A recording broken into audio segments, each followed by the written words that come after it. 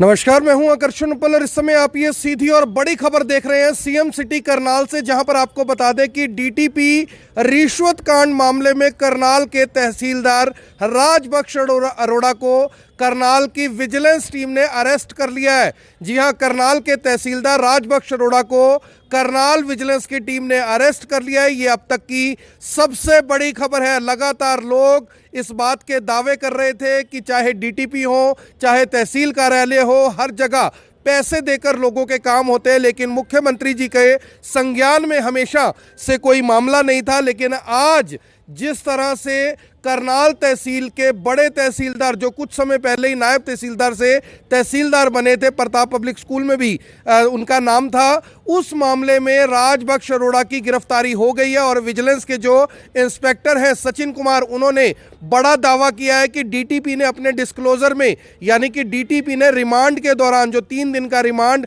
DTP Vikram Kumar का लिया गया था, उस रिमांड के दौरान डीटीपी ने यह खुलासा किया कि जो रिकवर हुए 78,84,000 रुपये थे, 78,84,000 रुपये जो थे, उसमें से 14.5 लाख रुपए तहसीलदार राजबख्श अरोड़ा ने उन्हें दिए थे। अब सवाल यह है कि आखिर ये पैसों का लेन देन चल क्या रहा था। सवाल यह है कि आखिर पैसे लिए दिए किस काम के जा रहे थे, और इतने बड़े पैमाने पर अगर पैसों का लेन देन हो रहा था तो आखिर क्यों सीआईडी, सीएम फ्लाइंग या मुख्यमंत्री को, करनाल के सांसद को, करनाल के उपायुक्त को, जो उसी कार्यालय में बैठते हैं, किसी को भी इस मामले की जानकारी नहीं लग पाई। क्या कुछ करनाल विजिलेंस के जो इंस्पेक्टर हैं सचिन कुमार, उन्होंने कहा, सबसे पहले वो बयान सुनिए, उसके बाद आपको एक और बड़ा खुलासा बताएंगे।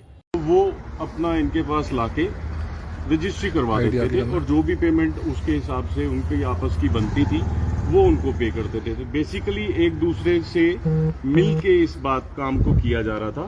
रिश्वत की राशि इनके लिए वो कलेक्ट कर रहे थे, उनके लिए ये कलेक्ट कर रहे थे, तो इसलिए आज फिर उनको गिरफ्तार। तो गिरफ्तारी अब डाल दिया सर तहसीलदार करनाल की, और क्या क्या मामला निकल सकता है इसमें सर?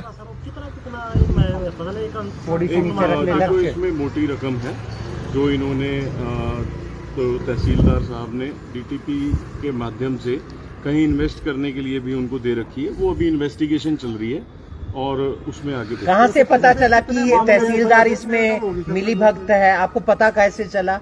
डीटीपी साहब से डायरी में भी कुछ, कोई डायरी का एक मामला आ रहा है सर? इन्वेस्टिगेशन का मैटर है, प्लीज वो पार्ट नहीं है। सर कोई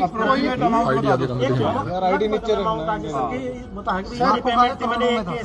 इतने का कराया, ऐसा कुछ एक उदाहरण देखिए। ऐसा है, 14.5 लाख रुपए जो हम अभी 78 लाख रुपए की राशि हम पहले ही रिकवर कर चुके हैं, वो राशि में से डीटीपी ने बताया कि जो तहसीलदार ने मेरे को कुछ एनओसीज करवाने के लिए काम लेके आए थे, उसमें से 14.5 लाख रुपए जो ऑलरेडी रिकवर्ड है वो इनके द्वारा दिए गए। तहसीलदार से भी कुछ, तहसीलदार द्वारा दिए गए सर, तहसीलदार से भी कुछ रिकवरी हुई है? उनको रिमांड पे लिया जाएगा और फिर आगे करेंगे। सर ऐसी बहुत सी रजिस्ट्रियां निकलकर सामने आई है कि 8100 रजिस्ट्रियां जो कराई गई थी, जो पिछले मामलों में जुड़े हुए हैं, उसमें भी शामिल जांच किया जाएगा। उसमें भी बता रहे हैं कई सौ करोड़ का मामला है ये। अभी ऐसा है, इनको आगे रिमांड पे लेंगे, रिमांड पे लेने के बाद आगे उसको इन्वेस्टिगेट। अब तहसीलदार राजबख्श की गिरफ्तारी हुई है, उसके साथ कोई और भी है? क्योंकि कानूनगो या पटवारी जो है और भी लोगों के नाम है। राजबख्श को 14.5 लाख वाला क्या मामला था सर? एक बार फिर से बता दीजिए। दोबारा बता देता हूँ कि तहसीलदार के पास कुछ लोग जो आते थे एनओसी करवाने के लिए डीटीपी से,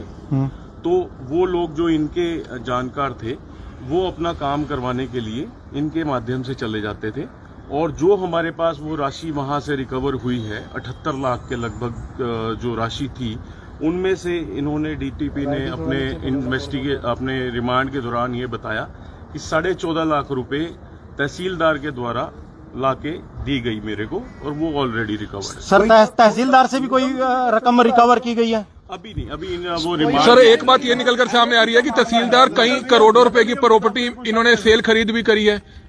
देखिए, वो आगे आएगा, वो आगे इनकी रिमांड लेने के बाद क्या बात आगे निकल के आती है हम आपसे शेयर। तो अब कोर्ट में पेश कर तहसीलदार का भी रिमांड लिया जाएगा? बिल्कुल लेंगे। डीटीपी के दोबारा रिमांड मांगेंगे सर? दोनों का रिमांड लेंगे सर। डीटीपी अभी वो हमारा इन्वेस्टिगेशन। सर डीटीपी के पंचकुला घर से भी कुछ रिकवर हुआ है?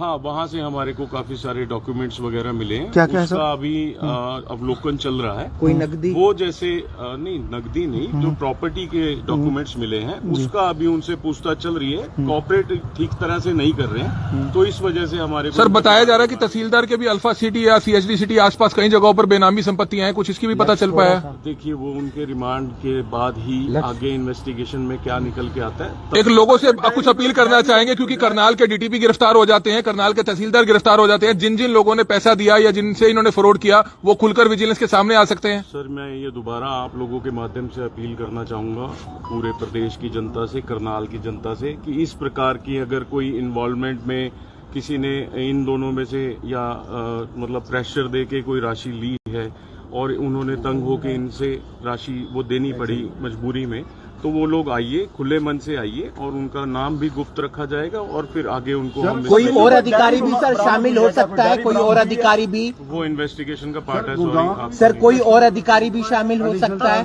देखिए, वो आगे तो रिमांड लेंगे, आगे क्या निकल जो DTP ने क्लियर इनका नाम बताया उसमें क्या इनकी इन्वॉल्वमेंट पाई गई? DTP ने जो हमारे को इसके बारे में बताया वो मैं आपको बता चुका लक्ष्य कि 14.5 लाख रुपए इन्होंने NOCs करवाने के नाम पे डिफरेंट लोगों से इन्होंने कलेक्ट करके और आगे दी है, जो ऑलरेडी DTP साहब के घर से रिकवर की गई है। ठीक है, आगे हम तो दोनों एक दूसरे के पूरक थे, उसके बिना उसका काम? बिल्कुल, ये बात को ले सकते हैं कि उनका काम इनके बगैर नहीं चल रहा था और इनका काम उनके बगैर नहीं चल रहा था। NOC पे रजिस्ट्री पर NOC। बिल्कुल। कहा यह भी जा रहा है कि 8,000 रजिस्ट्रियां हुई हैं ऐसी। देखिए, आगे इन्वेस्टिगेशन में क्या निकल के आता है वो मैं आपको आगे शेयर करूंगा, बट इन्वेस्टिगेशन में क्या आता है अभी हम आपसे एक आखिरी सवाल, कितने समय से इस तरीके का खेल चल रहा था, कुछ आइडिया सर? अभी देखते हैं। तो आपने देखा कि विजिलेंस के जो इंस्पेक्टर हैं करनाल के, जिन्होंने DTP विक्रम कुमार को गिरफ्तार किया था 78,84,000 रुपए के साथ, जो उनके घर से बरामद हुए थे, करोड़ों रुपए की संपत्ति के दस्तावेज मिले थे। उसके बाद करनाल के जो तहसीलदार हैं उनकी इन्वॉल्वमेंट ये पाई गई है कि NOC और तहसीलदार जो रजिस्ट्री करते थे, इन दोनों का आपस में खेल चल रहा था। दोनों एक दूसरे के साथ रल मिलकर ये काम कर रहे थे। इसमें सबसे बड़ा जो पेच है वो ये है कि लगातार जो लोग हैं वो ये बात कह रहे थे कि हम तहसील में पैसे देकर काम करवाते हैं, हम DTP को पैसे देते हैं, लेकिन कभी भी उनमें से किसी की भी सुनवाई नहीं हो पाई।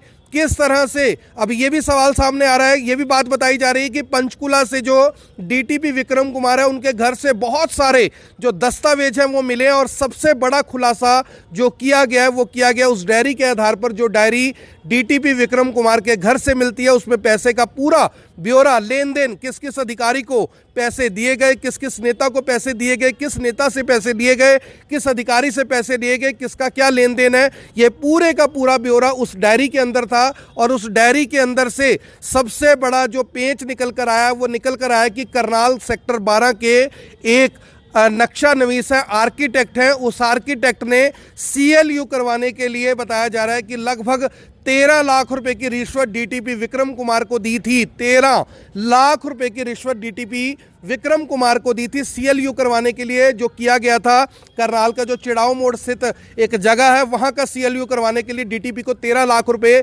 रिश्वत दी गई थी। यहां से आप अंदाजा लगाइए कि लोगों के पास रोजगार नहीं है, खाने के लिए रोटी नहीं है, लेकिन यहां पर लाखों करोड़ों का किस तरह से खेल चल रहा था। CM सिटी करनाल में ये पूरे का पूरा खेल चल रहा था। हालांकि सरकार कितनी ही अपनी पीठ थपथपाती रहे कि देखिए, अगर हमें सब कुछ पता होता, अगर ये सब कुछ हमारी नॉलेज में होता, या ये भ्रष्टाचार की जानकारी हमें पहले होती, या ऐसा हम चलने देना चाहते तो हम उनकी गिरफ्तारी क्यों करते। लेकिन जनता ये सवाल पूछना चाहती है कि आखिर इतनी देरी क्यों, आखिर इतने लंबे समय बाद क्यों। लोगों को लगातार पैसे दे देकर किस तरह से काम करवाने पड़ रहे थे, लेकिन सरकार के किसी भी नुमाइंदे ने किसी की भी बात को गंभीरता से नहीं लिया, किसी की भी बात को सुना नहीं गया। और इसमें सबसे बड़ा जो पेंच निकलकर सामने आया वो ये पेंच है कि जिस तरह से DTP ऑफिस और तहसील परिसर की आपस में सांठगांठ थी।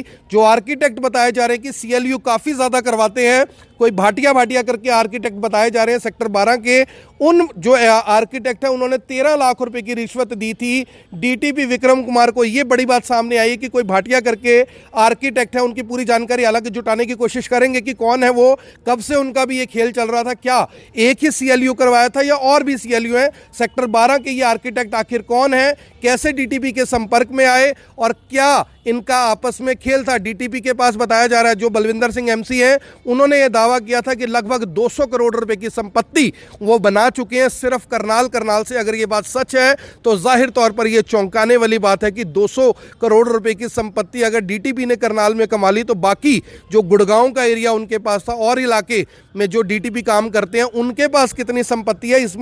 इस मामले में जो आम जनता है उनसे भी हमने बातचीत की थी। जनता को हालांकि भरोसा नहीं है कि इस मामले में कोई बड़ी कार्रवाई होगी, लेकिन फिलहाल इंतजार करना चाहिए, देखना चाहिए कि आखिर क्या कुछ निकलकर सामने आता है। मेरी आप सभी लोगों से अपील, जो भी लोग इस वीडियो को देख रहे हैं इसे साथ के साथ जरूर शेयर करें। आप देख रहे हैं IBN24, मैं हूं आकर्षण उप्पल। एक बड़ी खबर और बड़े अपडेट के साथ कि करनाल के तहसीलदार राजबख्श अरोड़ा को गिरफ्तार कर लिया गया। डीटीपी रिश्वत कांड मामले में उनके डिस्क्लोजर के ऊपर, उनके बयान के ऊपर गिरफ्तार किया गया और यह भी खबर है कि दोनों को CIA में ले जाया गया जहां पर उनसे बातचीत की गई है। धन्यवाद।